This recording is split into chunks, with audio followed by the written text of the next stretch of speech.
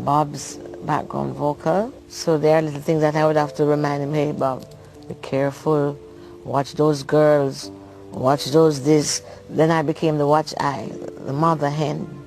Ready to hear the untold story behind the music?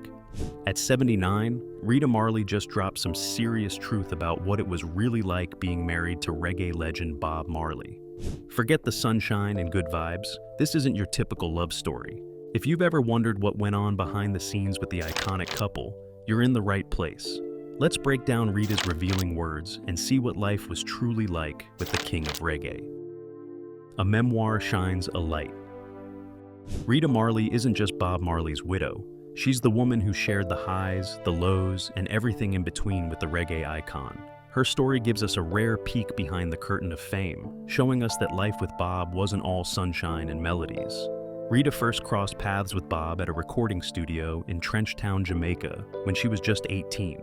A year later, they tied the knot and together became one of the most powerful couples in music history. But as Rita reveals in her memoir, the journey was far from simple. Being married to a man who was rising to international stardom came with its own set of challenges. While Bob Marley's music spread messages of love, unity, and hope, his personal life was marked by struggles that often went unnoticed. Rita opens up about the realities of their marriage, the emotional ups and downs, the pressures of fame, and the toll it took on their relationship. She paints a picture of a man who was deeply passionate, but also complicated. The weight of being a global symbol wasn't easy on Bob, and it inevitably affected those closest to him. One thing Rita emphasizes is the balance she had to find between supporting Bob's dreams and protecting her own identity. For years, she stood by him as he traveled the world and carried the torch of reggae, often sacrificing her own desires to keep the family strong. The memoir also highlights how Rita managed to keep their family grounded amid the chaos. Their marriage wasn't a fairy tale, but through it all, she remained a steady presence, navigating the challenges with grace and resilience. Fans often remember Bob Marley as a cultural hero, but Rita's story reminds us that behind every legend is a human being with flaws and struggles. Her honesty adds depth to the public image of Bob, showing a side rarely discussed in music history. Through her words, Rita invites us to see the man behind the music, the husband, the father, and the person who faced real-life hardships even while changing the world with his songs. This glimpse into their life together helps us appreciate not only Bob's legacy, but also Rita's strength and role in keeping his spirit alive. She wasn't just the wife of a star, she was his partner in a complex, often difficult journey. If you've ever wondered what it meant to be married to Bob Marley, Rita's memoir is the closest you'll get to the real story. It's a reminder that fame and music don't erase the everyday challenges of love and marriage. Bob's early life. Bob Marley's name is known worldwide, but how much do you really know about where he came from? His story starts far from the spotlight, in a small farming community in Jamaica, where the pieces of his unique background first came together. Bob Marley was born on February 6, 1945, in 9 Mile, a quiet village in St. Ann Parish. His father, Norval Sinclair Marley, was quite the character, a white Jamaican man who went by Captain, even though he only held the rank of private in the British Army. Norval was supervising land for war veterans when he married Cedella Malcolm, a young Afro-Jamaican woman just 18 years old at the time. There was a significant age gap. Norval was about 64 when Bob was born. Despite the family connection, Norval wasn't around much. He provided little financial support and passed away when Bob was just 10. One interesting tidbit about Bob's name: some sources claim his birth name was Nesta Robert Marley. Apparently, a passport official thought Nesta sounded too feminine and flipped his first and middle names. That's why most of us know him as Robert Nesta Marley. Music was in Bob's blood long before he picked up a guitar. His maternal grandfather, Omariah, was known locally as a Mayal, which in Jamaican culture is linked to spiritual and musical traditions. This early influence likely planted the seeds for Bob's lifelong love of music. Growing up, Bob formed a close bond with Neville Livingston, who would later become Bunny Wailer. The two met as kids at Stepney Primary and Junior High School in 9 Mile and began making music together. By the time Bob was 12, he had moved with his mother to Trenchtown, a rough but vibrant neighborhood in Kingston known for its rich musical culture. In Trenchtown, Bob and Bunny lived in the same house, which made it easier for them to dive deeper into music. They soaked up the sounds of the latest ska and American R&B from radio broadcasts that reached Jamaica's shores. Along with Peter Tosh, they started a vocal group with several names before settling on the simple but iconic The Wailers. Early on, Bob and his friends weren't playing instruments. They focused on perfecting vocal harmonies. Joe Higgs, a local musician, noticed their talent and took them under his wing. He taught Bob how to play guitar and helped the group sharpen their singing skills. This mentorship was a key stepping stone in Bob's musical journey. On the family side, Bob's life took another turn when his mother remarried Edward Booker, an American civil servant. This gave Bob two half-brothers, Richard and Anthony, expanding the family ties even further. From humble beginnings in a small Jamaican village through the rough streets of Trenchtown, Bob Marley's early years were full of influences and experiences that shaped the man who would go on to become a global music icon. His story shows how roots, community, and a little bit of help from friends can grow into something unforgettable. Rita's early life. You might know Rita Marley as Bob Marley's wife, but her story is far more than just Mrs. Marley. From a childhood clouded in mystery to carving out her own spot in Jamaica's music scene, Rita's journey is a mix of resilience, talent, and quiet strength. Here's where it gets interesting. Rita's birthplace isn't as clear-cut as you might think. Some sources say she was born in Santiago de Cuba, but records uncovered by her mother-in-law tell a different story. It turns out Rita may actually have been born in Jamaica, not Cuba at all. This little twist wasn't just trivia. It made things complicated when she applied for refugee status in the US. She even admitted in a 1981 interview that she wasn't entirely sure where she was born, having only ever heard the Cuba story without confirming it herself. Whatever the truth, Rita's upbringing was solidly Jamaican. After her parents split, her Aunt Viola stepped in to raise her in the heart of Kingston's Trenchtown, a neighborhood famous for its gritty streets and rich musical roots. It was here, amid the hum of daily life and reggae rhythms, that Rita's passion for music grew. Before she became known worldwide as Bob Marley's partner, Rita was already making waves in the Jamaican music scene.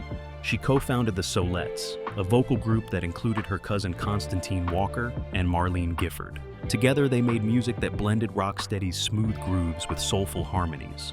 The Solettes weren't just a local act. They released several memorable tracks like Time for Everything, Turn, Turn, Turn, a cover of the folk classic by Pete Seeger, and A Day Pon Dem. The group even collaborated with the Wailers, adding their voices to songs like Friends and Lovers, One More Chance, and That Ain't Right. Rita also teamed up with Bunny Wailer for the duet Bless You, which surfaced later on the Lovers and Friends album. Rita's musical roots ran deep, and her voice carried the spirit of Trenchtown, a mix of resilience, hope, and soul. Her early career wasn't just a stepping stone to Bob Marley's shadow, it was a foundation of its own. Her work with the Solettes showcased her talent and positioned her within Jamaica's vibrant music culture. Beyond the stage, Rita's story is one of adaptability. Raised in a community that birthed reggae, she embraced the challenges of life and turned them into art. Her journey from uncertain origins to a respected artist and advocate paints a picture of a woman who made her own mark, even before sharing a life with one of music's greatest legends. So, next time you hear Bob Marley's name, remember Rita, an artist and survivor whose voice and story are just as worth hearing. She wasn't just by Bob's side, she was a trailblazer in her own right, shaping the sounds and spirit of reggae. The two meet and get together. You've heard the music, but have you ever wondered what life was like behind the scenes with Bob Marley before the world knew his name? The story of Bob and Rita Marley isn't just about romance. It's about friendship, struggles, and a bond that grew stronger through every challenge. Rita and Bob started out more like siblings than lovers. They spent countless hours rehearsing together, learning from one another, and pushing each other to get better. Their connection was built on respect and encouragement, a solid friendship that would become the backbone of something much bigger. Bob cared deeply about Rita, not just as a fellow musician, but as someone he wanted to see thrive. Picture this: Bob, like a protective older brother, sitting Rita down to share advice about navigating the tricky music scene. He warned her, "You're a nice girl. Don't get caught up with these men. They'll use you, leave you with babies, and you'll forget who you are." It was tough love, but it showed how much he wanted to see her succeed. Bob also challenged Rita to decide what mattered most. "If you really love music, stick with it," he said. "But if you want to be a nurse, go for it. Just choose and give it your all." Meanwhile, Rita's group, the Solettes, kept making a name for themselves with songs like "Time for Everything" and "Turn, Turn, Turn." Their voices blended beautifully with the Wailers on tracks like "Friends and Lovers" and "One More Chance." Rita's early music journey was blossoming, even as she navigated a strict upbringing where nightlife wasn't part of her world. That changed when Bob finally took her to a dance hall, a world away from her sheltered childhood. The place was alive with wild energy, people moving freely to the music, but also a hotbed for fights. Bob worried it might get rough, warning her, "There might be a fight." Rita, curious and fearless, replied with a grin, "No, I want to see the fight." True to Bob's words, chaos wasn't far off, and more than once, he had to pull her away from flying bottles and shouting crowds. What struck Rita most, though, wasn't the danger or the music, it was Bob's heart. He wasn't just another guy in the scene. He saw her as a mother and someone with responsibilities. If a studio session ran late, he'd remind her gently to go home and feed her baby before coming back. His steady support made a real difference. Of course, Bob wasn't perfect. He had other women, and Rita knew it, but he always treated her with respect and kept that part of his life separate from their space. By the mid-1960s, the Solettes were top players, and Bob, Bunny Wailer, and Peter Tosh were already becoming legends. Life wasn't easy outside the music. Bob shared with Rita how tough things were at home with a man named Taddy, who made Bob do all the chores. One night, after telling Rita how exhausted he felt, Bob took a bold step. He went straight to the studio and asked the producer if he could sleep there. That night marked a turning point. From then on, Bob began trusting Rita not just as a friend, but as someone he could lean on. Their bond grew through late-night rehearsals, shared dreams, and quiet moments. One night, worried about Bob sleeping alone in the studio, Rita made a plan. She'd leave her window open so he could come rest after walking her home. When her strict aunt caught Bob hiding under the bed, drama followed, but Rita stood her ground. She wasn't about to let Bob face the world alone. Not long after, they got married, not because of grand plans, but to make life easier as Bob prepared to move to the United States. Love was there, but practicality won the day. Bob made it clear, "I'm not going unless you come with me." And with that, their next chapter began. They get married. February 10th, 1966 wasn't a day marked by grand celebrations or flashy parties. Bob Marley, freshly 21, and Rita, just 19, tied the knot in a simple ceremony that showed the power of love over luxury. They didn't have fancy clothes or a big venue, just the support of friends and family who believed in them. Coxsone Dodd, the producer who believed in Bob's talent early on, bought him a black suit and shoes. Rita's aunt lovingly sewed her wedding dress and veil. It was humble, but it was theirs. Soon after saying "I do," Bob left Jamaica for Wilmington, Delaware. There, he took a job at the DuPont Hotel to support his mother. During his absence, Rita kept the music alive, continuing to sing while her cousin Constantine Walker stepped in to fill Bob's place with the Wailers. But not everyone was thrilled about their marriage. Bob's mother, Cedella Booker, learned about the wedding after the fact. Concerned, she sent her sister to check on Rita's living situation. The house was modest, with thin walls made of cardboard and magazine pages as decorations, far from the comfort the family expected. Plus, Rita already had a child from a previous relationship, which didn't sit well with Bob's American relatives. They worried this would complicate Bob's future. Despite the disapproval, Bob stood firm. He wasn't about to let go of the life and love he had chosen. While his family in the United States tried to sway him, introducing him to other women, hoping he'd forget Rita, Bob's heart stayed loyal. After only 8 months, he returned to Jamaica, unable to resist the pull of his homeland, the music, and of course, Rita. His mother was shocked. Many people dream of a better life in America, with promises of money and comfort. She couldn't understand why Bob would give that up to be with Rita and return home. But for Bob, the pull was stronger than the lure of material comfort. Back in Jamaica, Rita wasted no time. Music had always been their shared passion, but now it had to become their livelihood. Bob, Rita, Peter Tosh, and Bunny Wailer were always in the studio, writing, rehearsing, and recording. but someone needed to handle the business side, getting their sound out to the people. Rita stepped up. Together, the group launched their own label, Wail and Soul, cleverly combining the names of the Wailers and the Soulettes, Rita's female group. They didn't just make music, they pressed their own records and carried them around town to sell. Rita didn't stop singing. Her voice added to tracks like the heartfelt "Hold On to This Feeling." But she also became the team's tireless promoter. She hit up radio stations, delivered vinyl to record shops, and hustled to get their music into the hands of anyone who would listen. It was hard work, but Rita's determination helped build the foundation for what would become a global reggae phenomenon. Behind the scenes, life was far from glamorous. Their home was modest, and every penny counted. But Bob and Rita's partnership, built on trust, love, and shared ambition, pushed them forward. This was the beginning of something much bigger than a simple wedding or a temporary job in America. It was the start of a legacy. Love and marriage.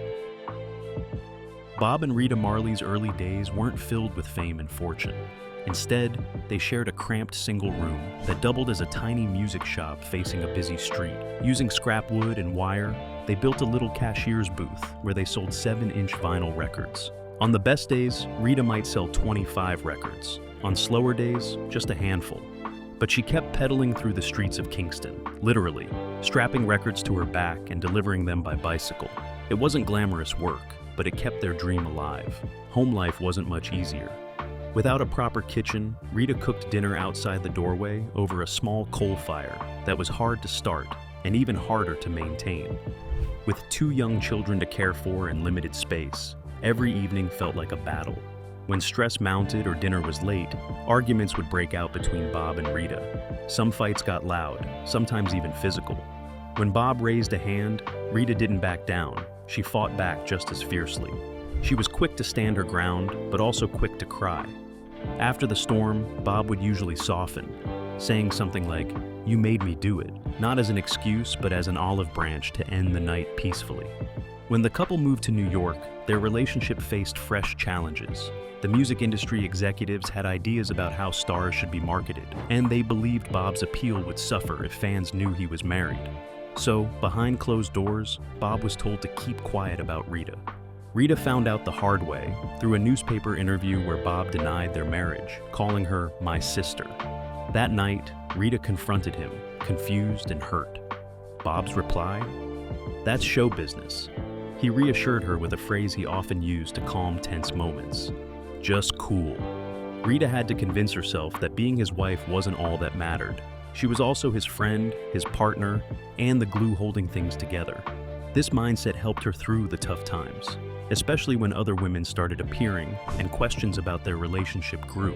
In the early 1970s, Bob bought a rundown house at 56 Hope Road in Kingston. What started as a home became a creative hub for musicians, but with success came more attention. Other women. Bob Marley's music made him a global icon, but his personal life was as complex as his rhythm. So, who were the women behind the man, and which children did he father? Let's peel back the curtain and discover the stories behind the Marley family tree. First up is Pat Williams, mother to Bob's son Robbie Marley. Robbie remembers his father not just as a legendary musician, but as a gentle guide. In one story, when Robbie and his brother Steve got into a scuffle, Bob stepped in with a lesson that went beyond family ties. Brothers shouldn't fight, brothers should love one another, Bob told them under the table. This early lesson of peace and unity shaped Robbie's outlook on life and love. Janet Hunt is the mother of Rohan Marley, another of Bob's sons. After Bob's passing, Rohan found a new home with Rita and her children. Rohan himself went on to build a family, fathering 5 children with rap superstar Lauryn Hill, blending Marley's musical legacy with a new generation of hip-hop royalty. Next, meet Lucy Pounder, the mother of Julian Marley, Bob's only son born in the United Kingdom. Julian has carved out his own path in music, winning his first Grammy at the 66th Annual Grammy Awards. Following in his father's footsteps, he continues the Marley tradition of soulful reggae infused with modern vibes. Anita Belnavis, a Jamaican table tennis champion, is the mother of Kai Mani Marley. Like many of his siblings, Kai Mani embraced music, earning a Grammy nomination for his album Many More Roads. His athletic roots combined with his musical talent make him a unique Marley in his own right. Karen Marley, Bob's daughter with Janet Bowen, was raised by Rita alongside her step-siblings. Karen has spoken candidly about the pressures of carrying the Marley name. In a Rolling Stone interview, she shared, "Sometimes when I speak about my dad, it is a little touchy for me. I wanted to live without the spotlight of being Karen Marley." While she isn't a musician, Karen has made her mark by opening her own business and choosing to stay somewhat under the radar. One of the most high-profile relationships was with Cindy Breakspear, the mother of Damian Jr. Gong Marley. Cindy, a former Miss World, met Bob when he was on the verge of international stardom. She described their connection as electrifying, crossing social boundaries in Jamaica, where uptown girls rarely mixed with Rastas. Cindy admired Bob's drive and purpose, knowing their relationship would change her life forever. Damian has carried on the Marley name with a powerful voice in reggae music and activism. Bob Marley's romantic life was far from simple, with each woman and child adding a new dimension to his story. Despite the complexities, these relationships reveal a man who inspired love, faced challenges, and left behind a family that continues his cultural and musical legacy. From quiet lessons of peace to the fire of international stardom, Bob's children and their mothers each tell a chapter of a story as rich and layered as the reggae beats that changed the world. As Bob's fame skyrocketed, he spent less time at home. Tours, interviews, and music took him farther away. That left Rita with growing responsibilities. Luckily, she wasn't alone. A close friend named Gabby lived nearby, offering support and company. Another important figure was Owen Tacky, a well-known Jamaican footballer who watched as Bob distanced himself and got involved with other women. Tacky confronted Bob about the hurt he was causing Rita. One day, after hearing Rita and Tacky went to fetch water together, Bob's jealousy flared. He showed up with another woman in his car, demanding, "Hey Tacky, you seen my woman?" Tacky remained calm, refusing to fight and asking Bob to respect what he was doing. That moment marked a turning point. Rita, fed up with Bob's accusations, called him out fiercely. "After everything you're doing, you come to accuse me? What about that woman in your car? What about all the women you're running around with?" Their story wasn't perfect. It was messy, painful, and real. But through it all, Rita Marley stayed strong, holding on to love, faith, and the music that brought them together. The truth be told, behind the spotlight and the global stardom, not every story sings with harmony. Rita Marley, long the quiet pillar behind Bob Marley's meteoric rise, eventually reached a breaking point she could no longer ignore. The fairy tale they seemed to share was cracking beneath the weight of emotional neglect, infidelity, and the relentless pressures of fame. For years, Rita had been the steadfast support, holding the family and career together as Bob's music stormed across the world. But love alone couldn't fill the growing void between them. While Bob was swept up in his rise to musical legend, he started to drift away, emotionally and physically, leaving Rita feeling like a shadow in his life rather than a partner. The unspoken fractures in their marriage became painfully clear over time. Secret phone calls, unexplained absences, and hushed conversations hinted at a truth Rita dreaded to face. Though Bob was no stranger to relationships outside their marriage, this time was different. The affair that shattered Rita's trust wasn't just a casual fling, it was a deep emotional bond with a woman Bob met on his travels, someone who reignited a spark he no longer felt at home. The ultimate betrayal wasn't just the act itself, it was the layers of deception. Bob spun stories of late meetings, solo trips, and work obligations, masking his growing involvement. For Rita, discovering this hidden love was crushing. She confronted not only Bob, but also the women involved, grappling with heartbreak on multiple fronts. "I was disgusted, but I still loved him," Rita later admitted. The pain wasn't just about infidelity. It was about losing the man she thought she knew. The husband she had stood by through every struggle became a stranger, and their bond felt irreparably broken. Yet, from the ruins of that pain, Rita began a profound transformation. No longer defined solely by her role as Bob's wife and mother to his children, she started reclaiming her identity and independence. While Bob retreated further into his global persona, Rita carved out space to heal, grow, and redefine her purpose beyond the marriage. The world saw Bob as the charismatic icon whose music united millions, but behind closed doors, their relationship was unraveling. Rumors of Bob's other relationships swirled, but Rita chose to step out of the shadows and stop defending a marriage that was falling apart. Her journey forward wasn't easy. Facing media scrutiny and public speculation, Rita found strength in her own voice. She returned to performing, building a career on her own terms and focusing on family and healing. The scars of betrayal remained, but they no longer dictated her story.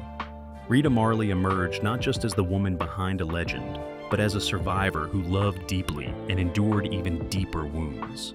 She showed the world that heartbreak, no matter how profound, can be the beginning of reclaiming power and peace. Ready to see the real story behind the legend?